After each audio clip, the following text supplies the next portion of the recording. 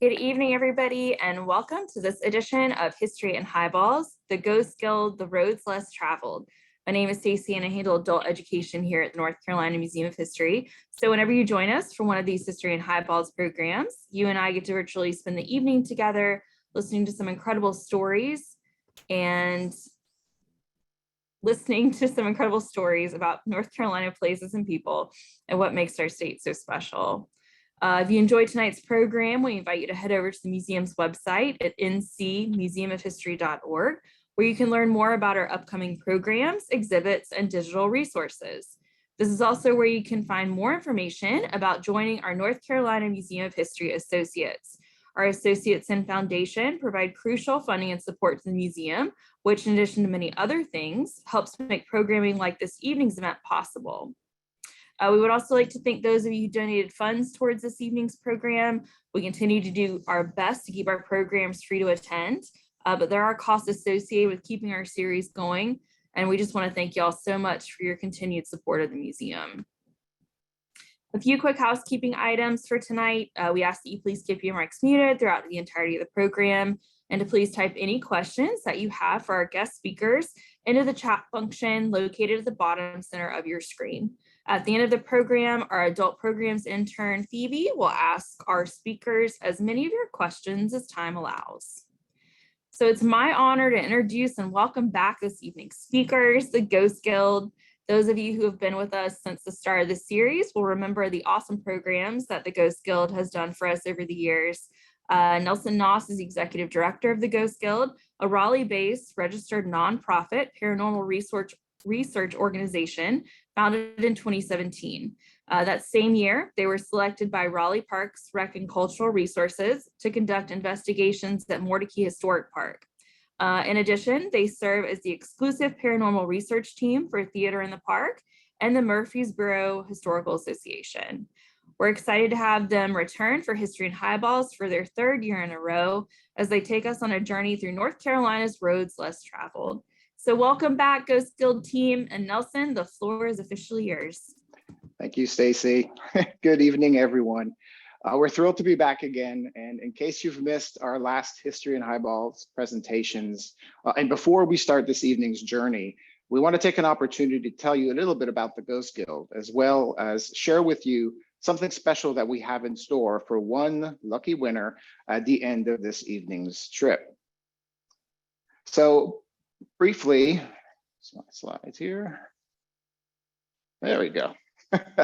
Briefly about me, I volunteer for the Ghost Guild by night. However, by day, I work in data and analytics for a large academic medical center in Chapel Hill.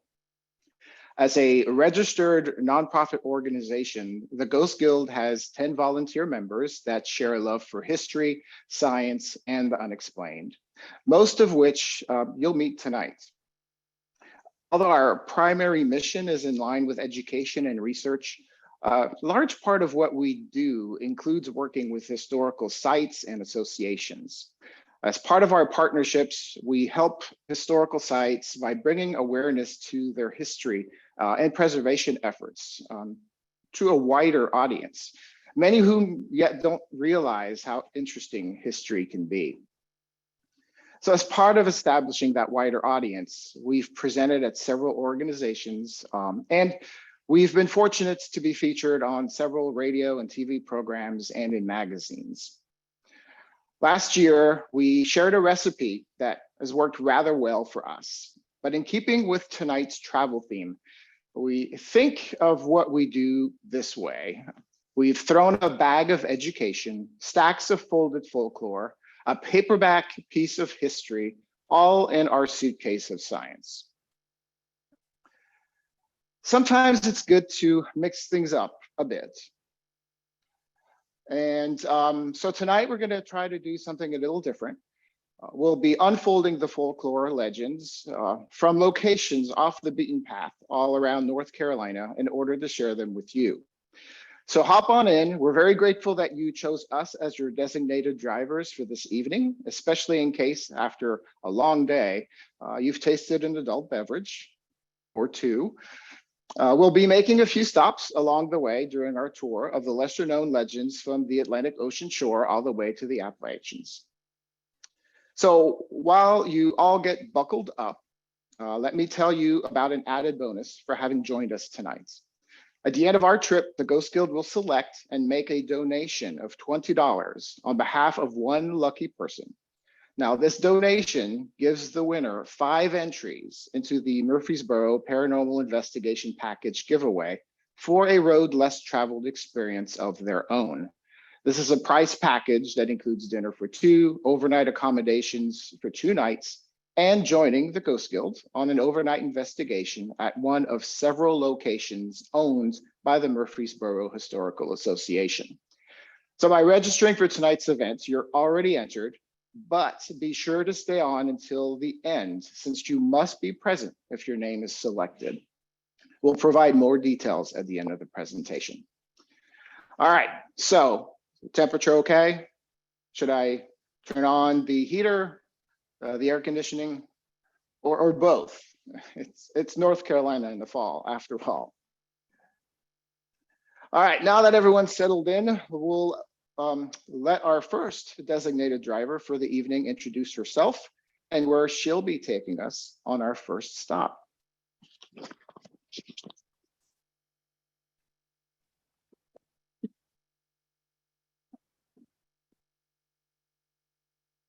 Hey everybody, I'm Christina. I am the Historical Research Associate for the Ghost Guild.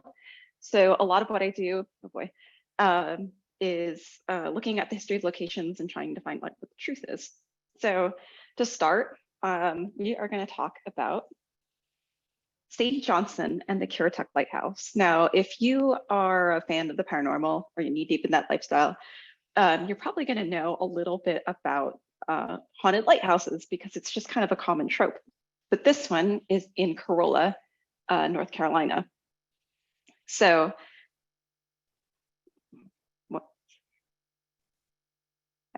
okay, sorry about that.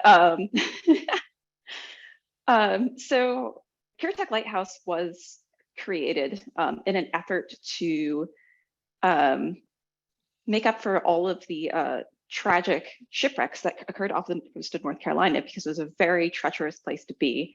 And as we'll talk about in a few moments, there's some pretty big things that happened. So to start, story takes us back to 1875. In 1875, George and Lucy Johnson had a daughter named Sadie Johnson, and they were the first family to live in the lighthouse. Now, by day, Sadie spent her time in the north bedroom. This will be important. And during the day, she'd like to spend her time at the beach, much to her parents' kind of unease. Well, one day she didn't come back. And this is where the story kind of goes one or two ways. One idea is that she drowned while playing on the beach and got caught up in the tide, or 2, she drowned while playing with friends. In either case, she washed up on the shore the following day, and obviously this was a very tragic thing for the family. But this isn't necessarily where the story ends.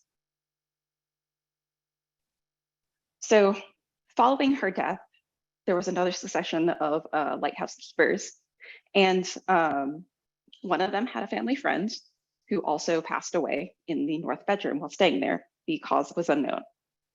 Fast forward to several years, the next lighthouse keeper, his wife, got tuberculosis and also passed in that bedroom.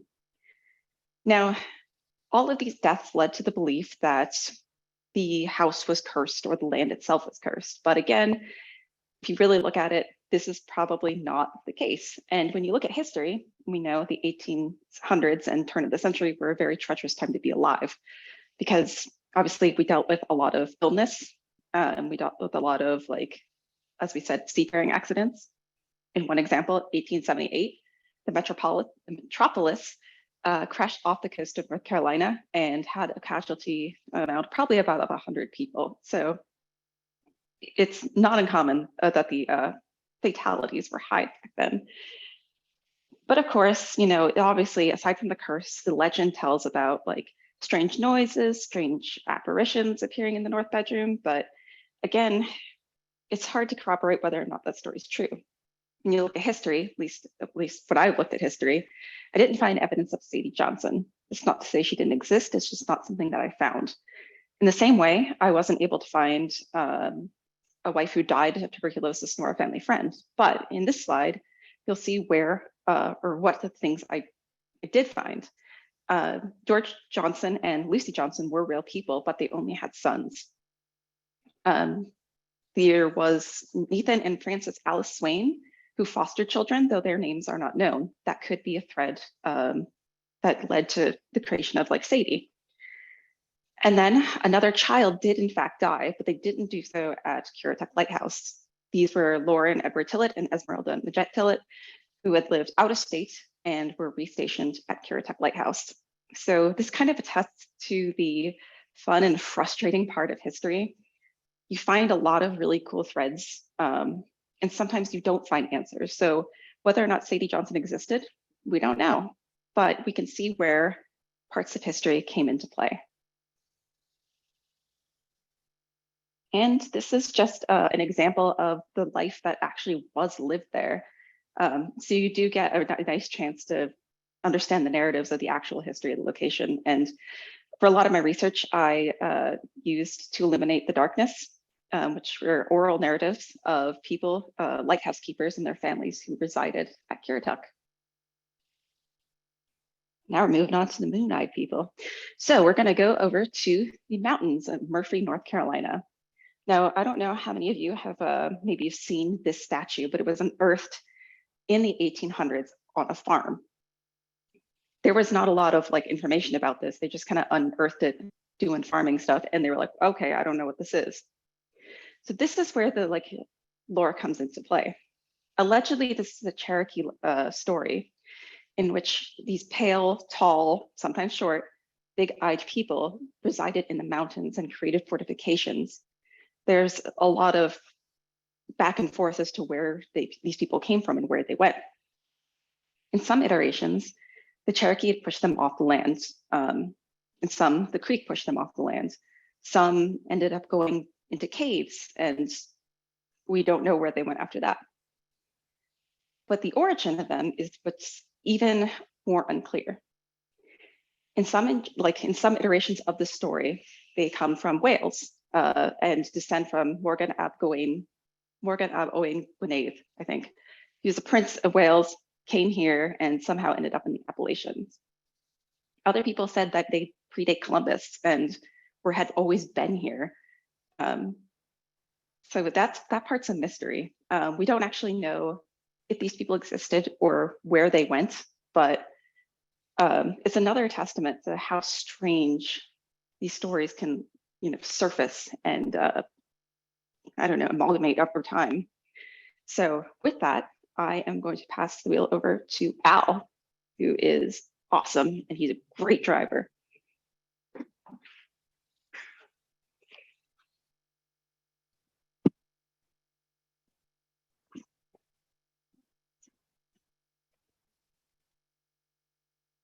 There we go. I think I'm unmuted now. Hi, everybody.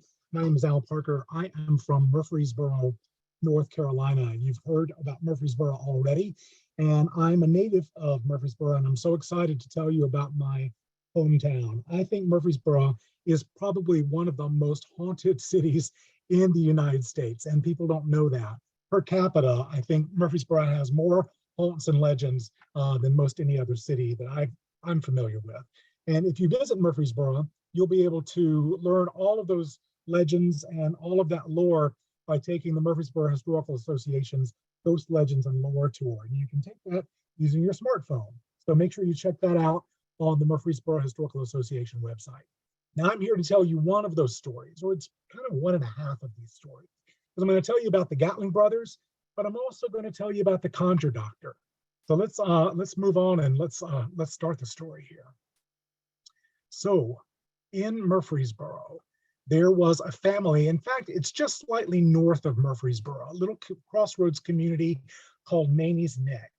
And it is between what is now Murfreesboro and Como. And there was a family there, the Gatling family. And they had two famous brothers, one more famous than the other. But let's talk about the first one, James Henry Gatling. He was a farmer and he was an inventor. in the Manny's Neck community, born in 1816. Now, he was a mentor to a young Black boy at the time whose name was Jim Jordan. It's spelled Jordan, but they pronounce it Jordan. And he later became a legendary conjure doctor in the area.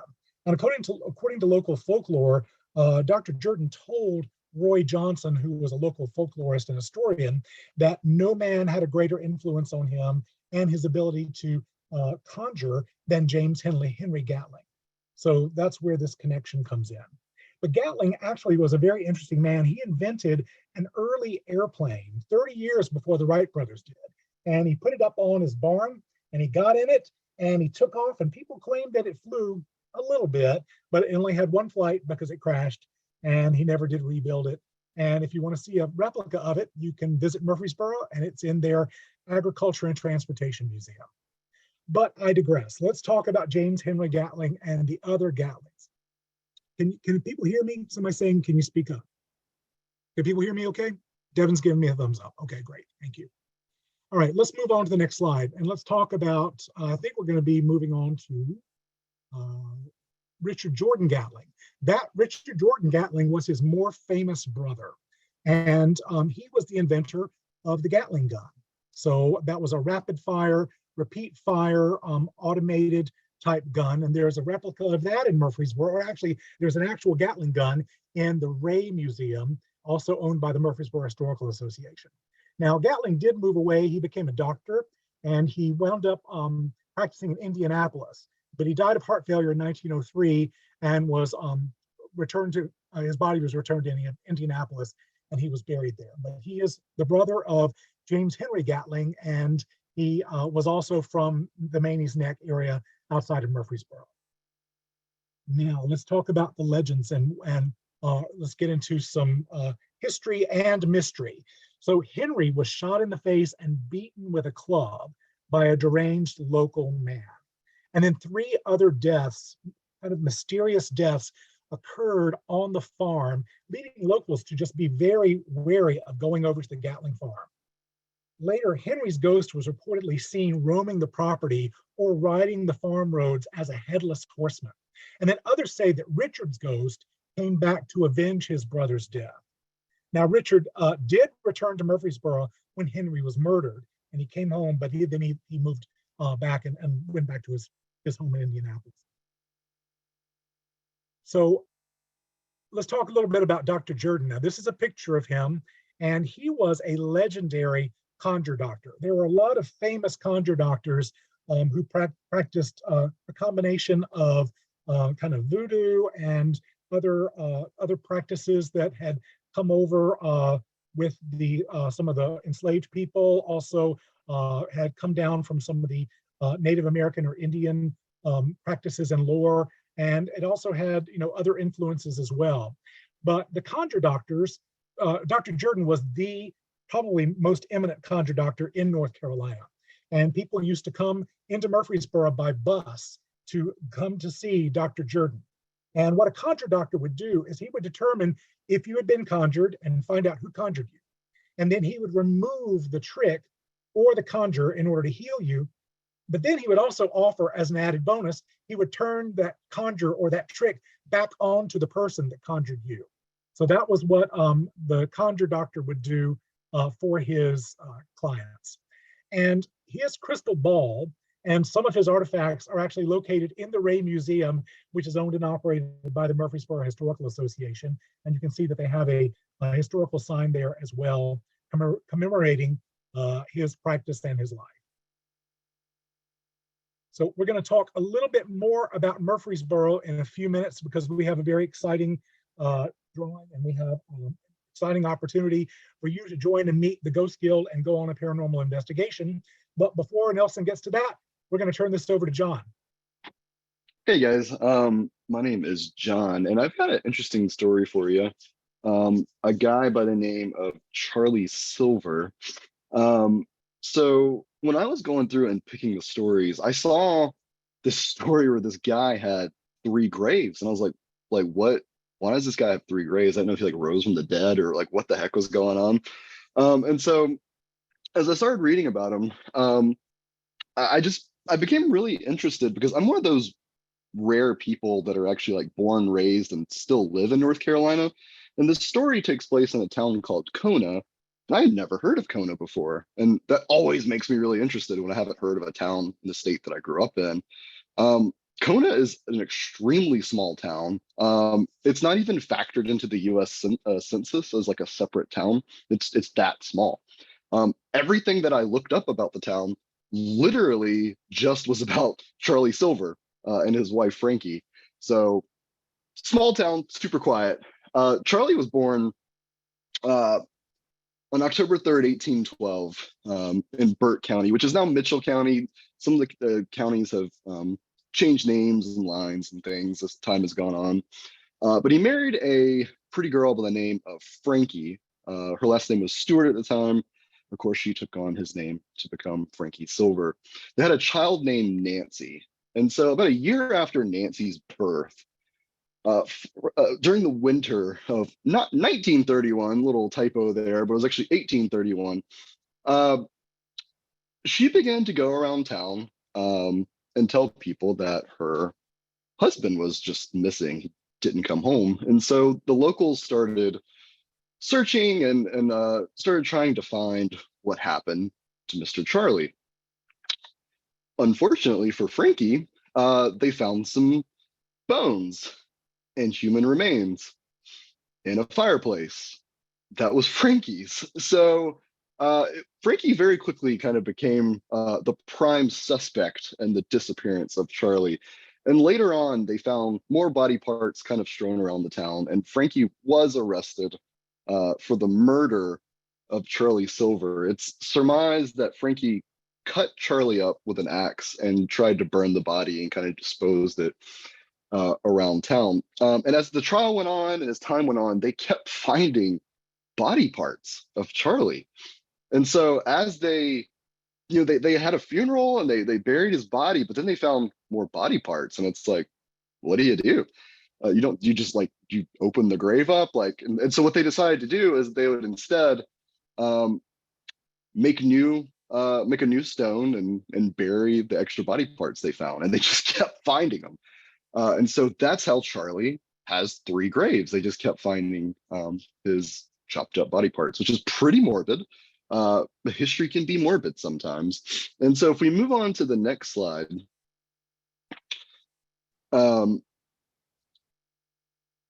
so our story kind of takes 2 different paths depending on who you believe and who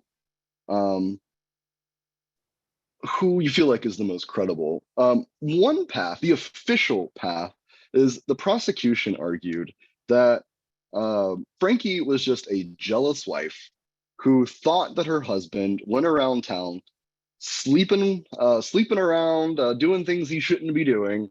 And one night in his sleep, she killed him with an axe and did the rest, chopped up the body and spread it around town. Interestingly enough, the town actually seems like, in some of the accounts that I read, it seems like the majority of the town actually thought that it could have been self-defense. There were rumors that Charlie was very abusive, extremely physically abusive, and that she may have done it in self-defense and just got scared and did what she did. Unfortunately for us, Frankie never confessed to the murder. She never told us a motive. So when Frankie died, the story went with her to the grave. And so there's a lot we just don't know. But what we do know is she could have argued for self-defense. It seems like the town, maybe not the jury or the judge, but the town was on her side, but she just didn't for whatever reason. Frankie was tried in Morganton. This lady escaped, which I'm sure is a fascinating story in of itself. She started running towards the Tennessee border, but was captured by law enforcement or locals. It's kind of unclear, but she was captured, brought back. So any kind of sympathy she may have had was just gone. There was a group of people that actually wrote a petition to the governor asking for her to be forgiven for her crime, like pardoned for the self-defense trial, but the governor didn't listen and Frankie didn't ask for a pardon. And she was eventually hung in Morganton on July 12th, 1833.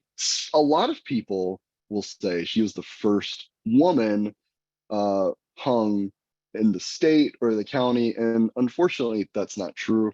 It often discredits all the African Americans that were hung from the first record is around 1720, and there were lots of hangings by the state of women until Frankie was hung.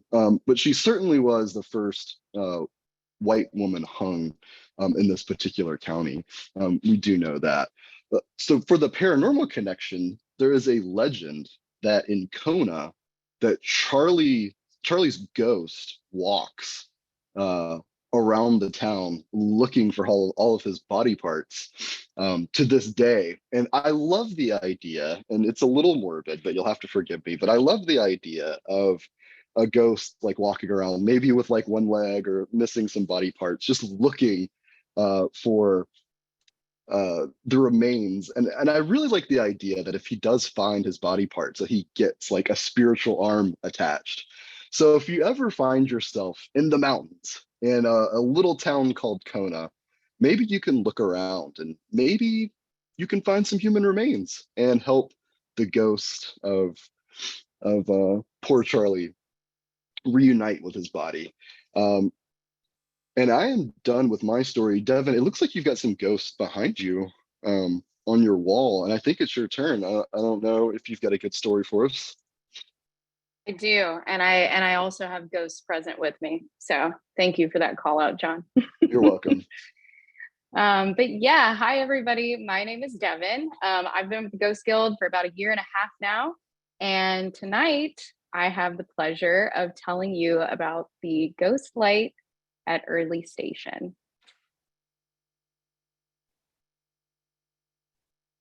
The suspense builds. So if we go to the next slide. So a lot of you have probably heard of the Mako light down near Wilmington, but tonight is for the lesser known legends. So we are talking about a lesser known ghost light that appears with startling frequency between Ahoskie and Allender in northeastern North Carolina. Now, the cool part about this is that generations of people in this area have reported seeing the light since the early days of the railroad actually coming to the area. And unlike the Mako light, where those railroad tracks have actually been removed, these tracks are still present at Early Station. So the story goes that in the early 1900s, train engineer James, or Jimmy, Pierce, sees another train heading directly towards him coming down the tracks. So of course, Jimmy tries to stop, but it is far too late. Lo and behold, the train coming towards him passes right through. Phantom train. So he's shocked. He starts telling people about this crazy thing that happened to him. No one believes him. Yet, and this is unfortunate for Jimmy, but later that night, his train actually derails and unfortunately kills Jimmy. So, next slide, please. This has led to the ghost light, which many have reported in a lot of different ways. Sometimes it appears as white or red in color or even green. Sometimes it appears to be swinging, and it seems to change location. You can see it very near to you, sometimes very far. It can even appear behind you, and then suddenly it's in front of you. So all that is to say, since earlier I mentioned that the tracks are still there, you can actually check this out for yourself if you're brave enough. So I actually added here from Academy Street in Ahoskie, you can head west towards Allender, turn left on Early Station Road, cross the railroad tracks, park, be safe about it and respectful, and you can walk the tracks southwest towards Allender. And if you're lucky, maybe the ghost light will appear for you. And on the next slide, and this is my favorite part, is just actually hearing from people who have witnessed the light itself, but we have a few scary tales of from the brave ones themselves. So from Glenn Allen Bryant, They say I took my sister and a friend of hers there one night, and the light was there in front of us and then behind us. Never knew we could run so fast. Which this one reminds me of like some of the stories near my hometown. But yeah, I love that one. And then Gail Luter says a group of high school students went to see the lights one night years ago. We all started walking down the tracks, and then all of a sudden the light appeared in front of us. We turned back and ran down the tracks, and the light chased us. It disappeared up over our heads. We were scared out of our wits, but we saw it. It was cool now that I think about it, and I'll never forget that experience, which, you know what? It is always a lot cooler in retrospect. It's never all that cool when you're scared. And then Robert Matthews says, I wish they could figure out the mystery. I saw on YouTube a paranormal team came down, but they didn't see a lot. On any given night, I'll actually see it 5 to 20 times in a few minutes time. And my son will ask if we can go by there on the way back from Greenville some nights. Last week, we saw it within 10 seconds of stopping. It's not vehicles passing at the other end. Just go on Google Earth and look at the long stretch between the two crossroads. So check it out for yourselves. I know that that's what my weekend plans are. And let me know if you guys see it. And with that, that is the tale of the ghost light at Early Station. And I will be passing it over to, I was waiting for it, Kara. Hey everybody, I'm Kara. I've been with the Ghost Guild for about a little over a year, I guess. I think I started right after Devon did. I'm also a Museum of History employee. I've been at the museum for 6 years. And I am super fascinated with history and all things folklore. So the things that I'm going to talk about are very folklore oriented, starting with the Cora tree, I believe is my first. This is a little tale many people may know. It's about a tree in a little community on Hatteras Island called Frisco. And the story goes that there was a woman there named Cora who lived in a crude hut kind of off by herself with her infant child. Likely Cora was just trying to raise a kiddo by herself away from the judgment of local society. But when she started to emerge from her safe space, weird things started happening. There were cows drying up, their milk was no longer producing. A kiddo fell ill from teasing her child. So people started, being very suspicious of Cora. And then shortly thereafter, this boat was struggling in local waters, and the captain of the boat came ashore, and he had been in Salem his whole life during the witch trials, which had happened a decade before. And he started to tell everybody and anybody who would listen about his experience in Salem during the witch trials. So when these things started happening that they connected to Cora, of course, he kind of went on a witch hunt and accused her of being a witch, and then put her through a battery of tests to see if she was, in fact, a witch, because they had those back then. And he started with seeing if she would float, which she did, so therefore she's a witch. He tried to cut her hair, and he couldn't, so she's therefore a witch.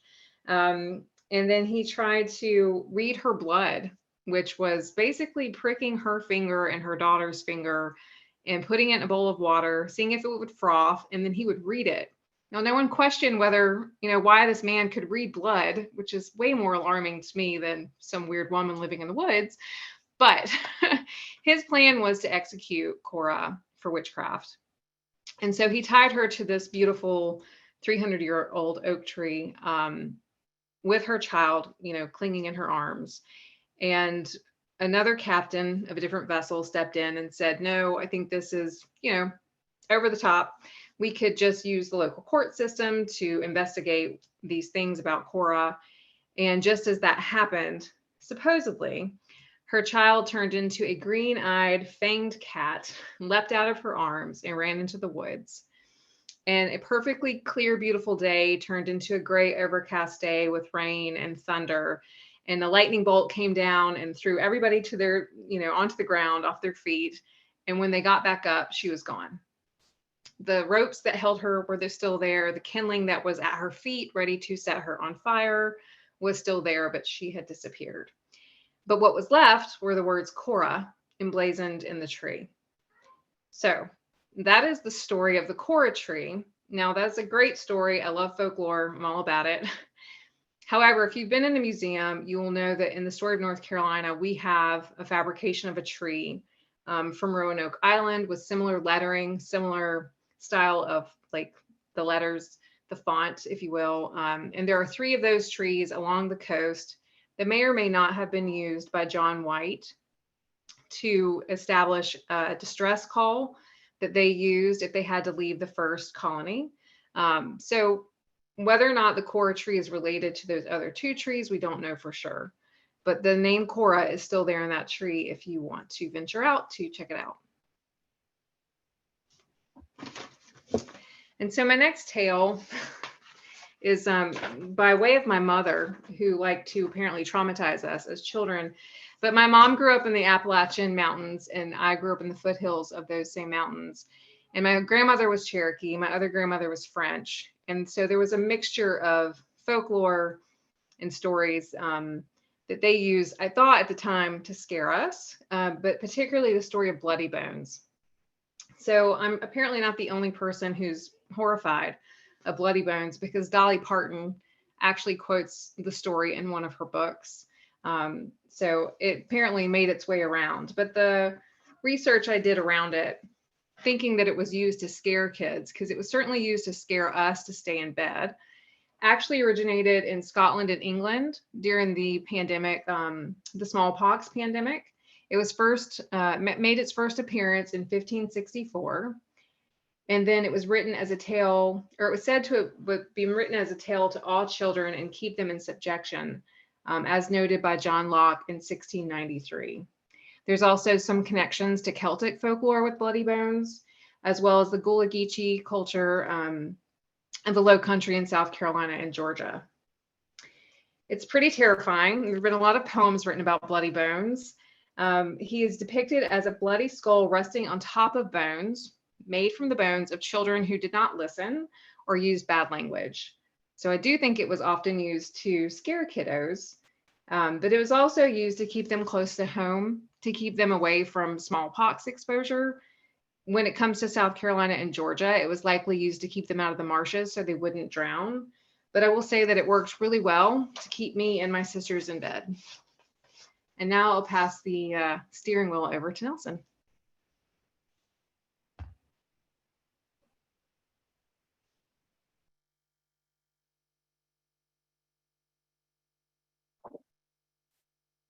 Me again.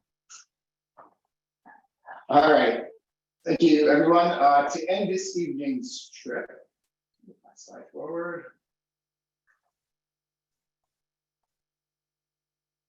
All right. Yes. Okay. To end this evening's road trip, we are going to take you to Lincolnton, North Carolina. Now, we were fortunate to visit this area earlier in the year after we were invited to investigate claims of activity at the Lincoln Cultural Center. Whenever I visit a rural location, I love looking into local legends, and this one starts with a federal plantation house known as Woodside. Now, Woodside is believed to have been built by Lawson and Elizabeth Henderson in 1799.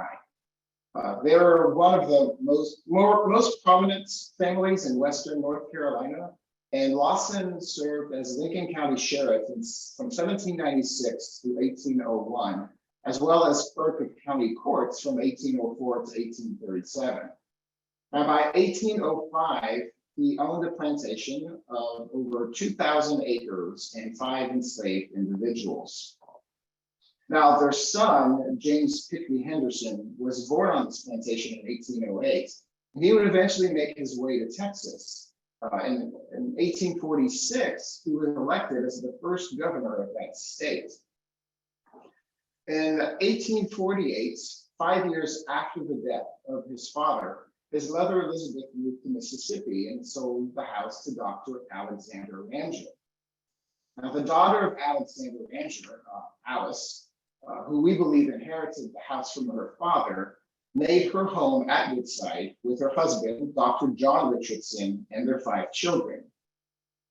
Most of what we've been able to find about Dr. Richardson seems to indicate that he was a well-loved individual. And what made him stand apart was that he was a vestryman and he was authorized to conduct parts of the church service. So he was definitely a man of deep faith. And with a sense of responsibility for the welfare of others, he used the dining room of his plantation and established mission services and a school for previously enslaved individuals in the community. But it didn't take long before the number of people attending services and Sunday school outgrew the plantation's dining room. And so by 1881, the Chapel of Church of Our Savior, which is also known as Woodside, was born. It appears that Dr. Richardson had the right people helping him. His wife, Alice, affectionately known as Miss Tadsey or Miss Rich. She was known to be artistic, knowledgeable, a strict disciplinarian, and an excellent teacher. His sister-in-law, Miss Ida Ranger, was a trained teacher, talented in the arts, and known for her charm and graciousness. He also had help from his three daughters, Lila, Julia, and Malvina. Malvina Richardson, a beautiful, talented, devoted Christian who centered much of her life at Church of Our Savior and the mission school. With now a permanent location for the church and the school, and looking for alternative means to support themselves after the Civil War, the Richardsons started opening their house and land to wealthy Northerners who made their way south on hunting trips. One such guest was a young hunter from Philadelphia. The story says that this young man fell madly in love with Malvina, and her with him. This young man's name is unfortunately unknown, as well as the length of their courtship before the couple decided that they would marry. Plans were made for them to have the wedding at Woodside. Unfortunately, the young couple, unfortunately for the young couple, the young man fell ill and died. Some reports claim that he died from typhoid fever.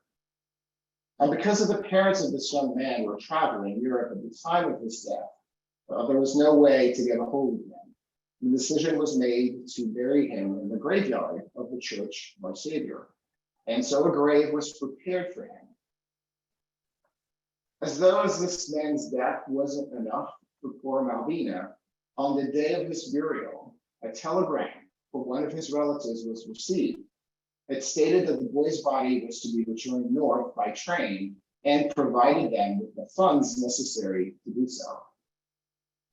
Perhaps Malvina was foreshadowing what would be happening next, but once she learned that the body of the man she loved would be taken away, she asked the grave diggers to leave the grave open. The story indicates that within a few days, Malvina died of a broken heart. She was buried in her wedding dress in the very grave that was intended for her fiancé.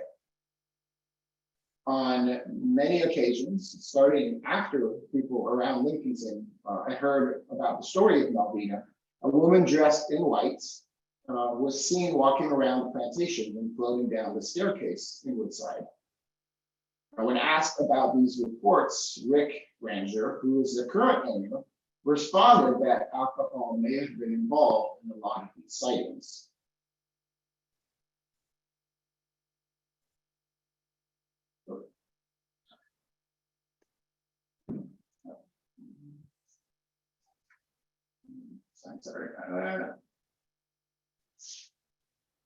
So is the story of Malvina true?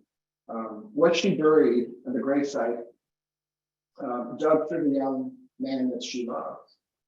Without the man's name and his death dates, it's really hard for us to say with certainty. Did she die of a broken heart? What we do know is that Catherine Malvina Richardson was born on April 10th, 1873, and died on December 6th, 1896. She was only 23 years old. It's known that Melvina suffered from juvenile diabetes, which is shown here is actually her official cause of death. Now, one could certainly argue that the stress of a broken heart could have made her condition worse.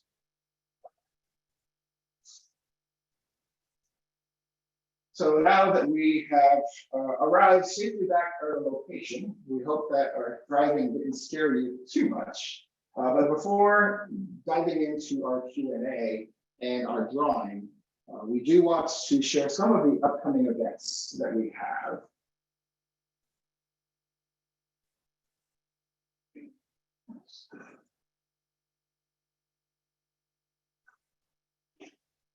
All right. First one on October 25th with Wake County Public Libraries. This is a virtual presentation. We will be giving an interesting talk, one we haven't done before, but we'll be diving into the history of investigating the paranormal, kind of comparing what was done in the 19th century to how we conduct investigations today. So registration is required for that.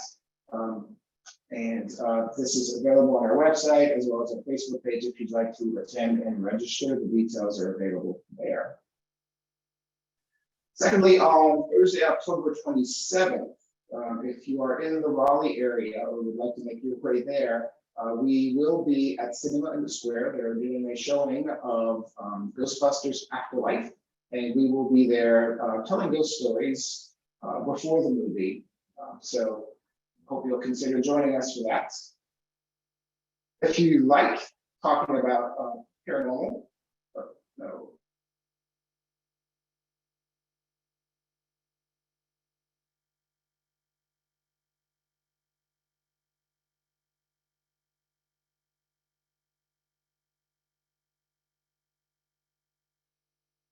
Did Nelson freeze up for anybody but me? I think we may have scared him off, Al. Okay, well, I'll jump in while he's frozen. So we've got a monthly judgment-free gathering of like-minded people who like spirits and spooks. So anything paranormal, and you can find us on Facebook if you scan that. And that has members of the Ghost Guild as well as other people in the community who enjoy ghosts and that sort of thing. We hold those around the state, depending upon, sometimes we might be in a particular location doing an investigation, but a lot of times they're in the Raleigh area. So. Nelson, I think I hear you now. I jumped in when we froze up. Oh, computer crash. Okay, well, let's see. I'm going to see if is it possible for me to share slides? I've got the slides open on my desk. I can jump in and take over. Let's see, where were we? Nelson's working on getting back up. We had a computer crash. Okay. Let's see. Hey, it happens. It's okay.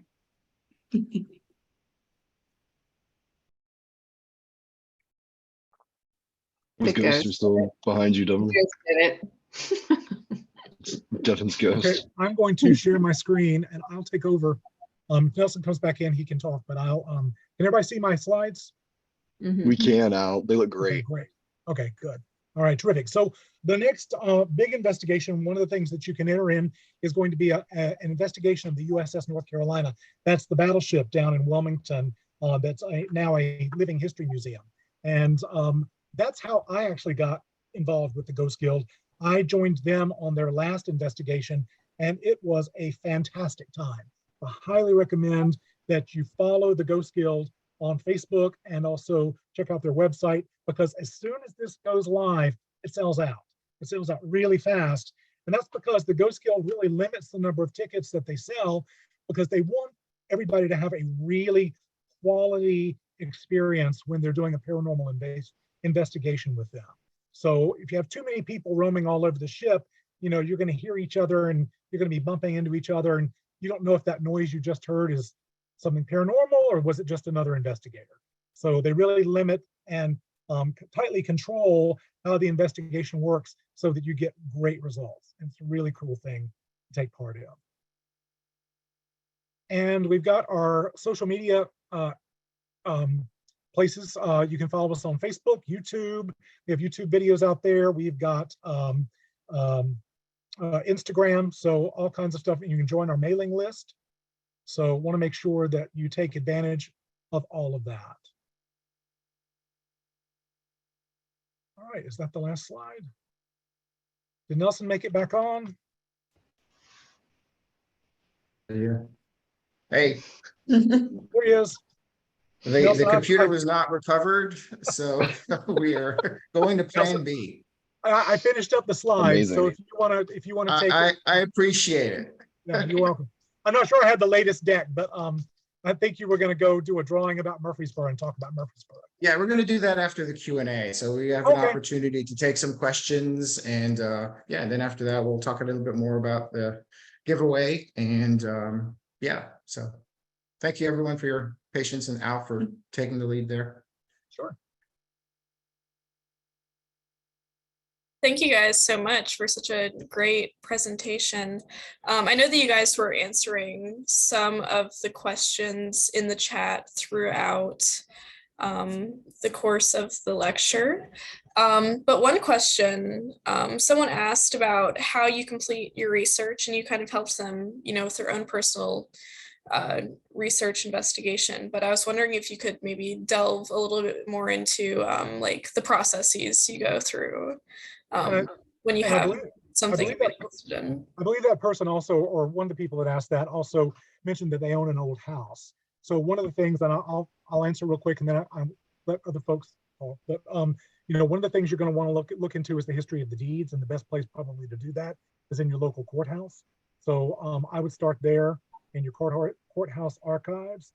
Also, if you want to get a subscription to newspapers.com, that is an interesting thing you can buy. I think ancestry.com is who does that, but that'll give you access to a lot of old newspaper articles, and that's a good way to find some of the history of your town and some of the legends.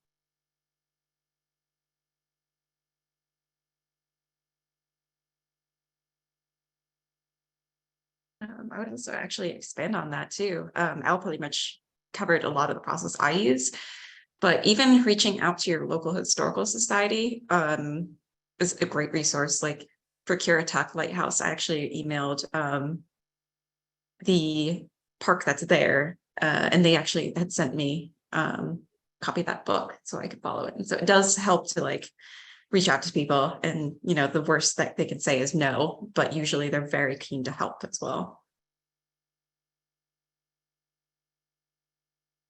That's good to know.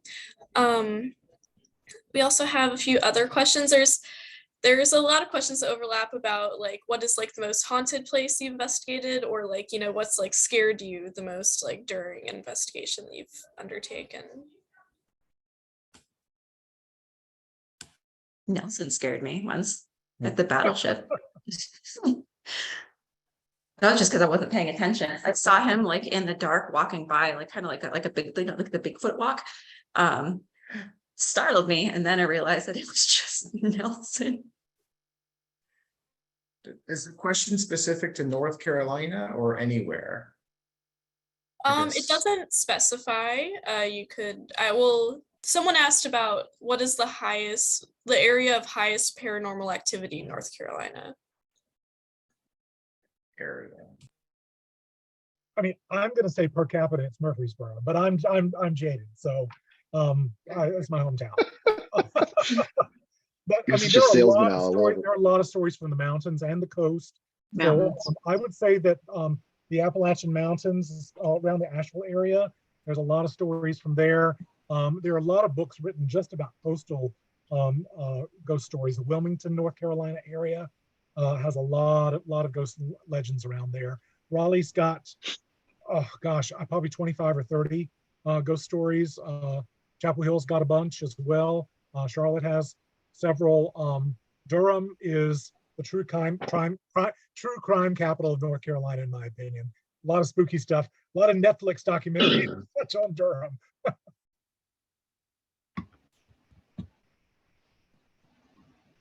That is very interesting. Thank you for answering. I think we have time for maybe one or two more. Let's see. Someone, Polly asks, when you were investigating, what are the most unique or uncommon experiences that you guys have had?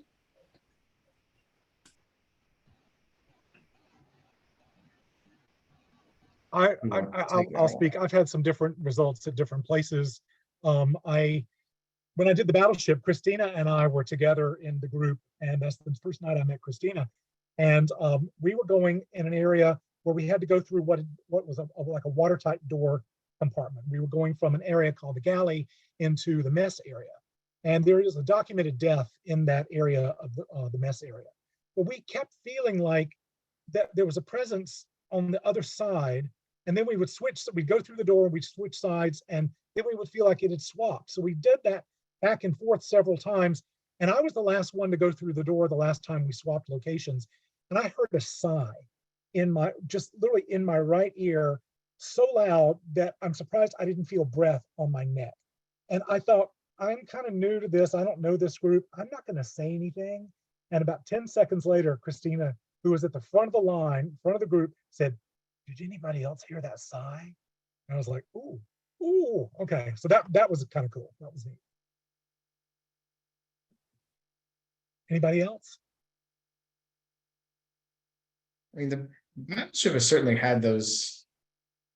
And the battleship is just a location we've done on so many occasions, so it's hard to kind of talk and say that it's like one of the most haunted places, but because we've done it so often. But it's certainly where I think one of the most memorable, at least pieces of data that we've collected so far, in the sick bay area. And that was when we had Kelly and a former team member in that room by themselves. And not once, not twice, but 3 times the bed springs were hit. And one of those was so hard, you hear the bed springs were like actually reverberating. So that was pretty freaky.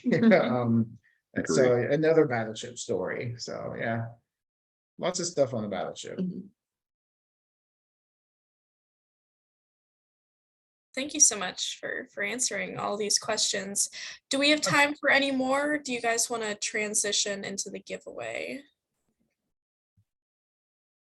I think we're all going to do one more and then transition to the giveaway.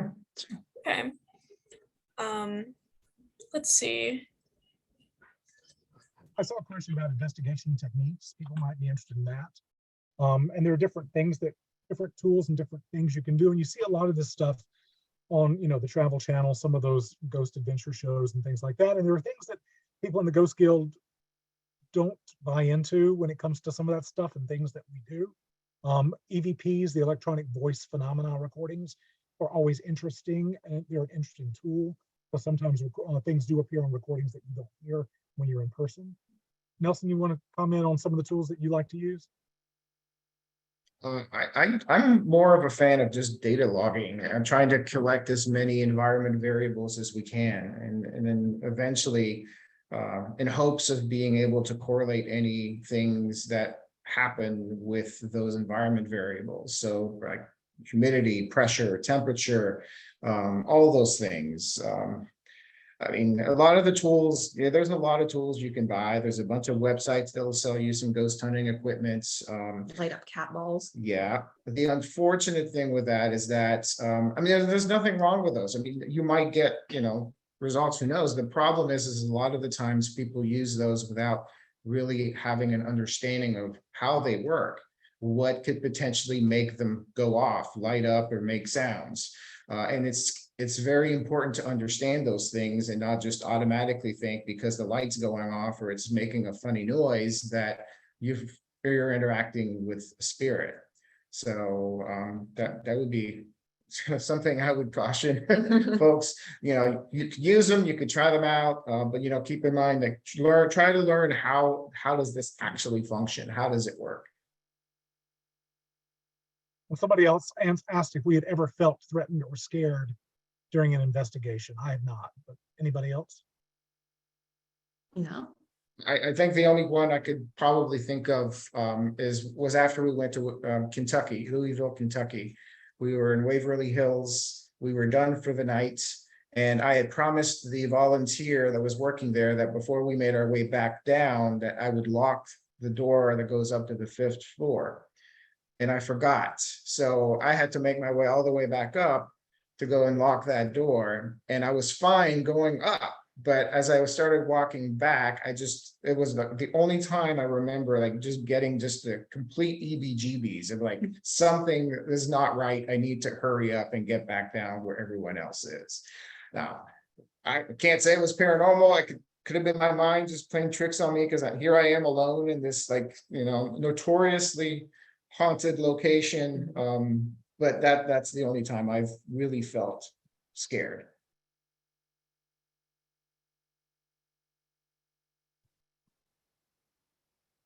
So I think with that, we could probably go on to the drawing. I think we touched on it a little bit at the beginning. It's actually a great opportunity. Even if you do not win, if your name is not selected tonight to get into that drawing, you can go in and you can donate to the Murfreesboro Historical, there we go. Historical Association on their website. The money goes towards that association, helps towards their preservation efforts and so forth. It includes, again, the overnight accommodations and an Airbnb. So you have the house to yourself for 2 nights. It includes dinner for 2. And you get to pick where you want to investigate out of these 7 different locations. One of them was mentioned tonight, which is the William Ray store where the crystal ball is located. The Brady C. Jeffcoat Museum is another one, and that is just an absolutely impressive site because of all the artifacts that are stored in there. So, but so we'll pick a name for tonight. Hopefully that person is still on. If not, we'll pick another one. But Stacy, do you want to do those honors? Yeah, absolutely. So let's see. The Little Lodge is not haunted as far as we know. That's the B&B. So I know I remember the old woman who built the house. She was an old lady when I was a child, but I haven't heard of her ghost being there.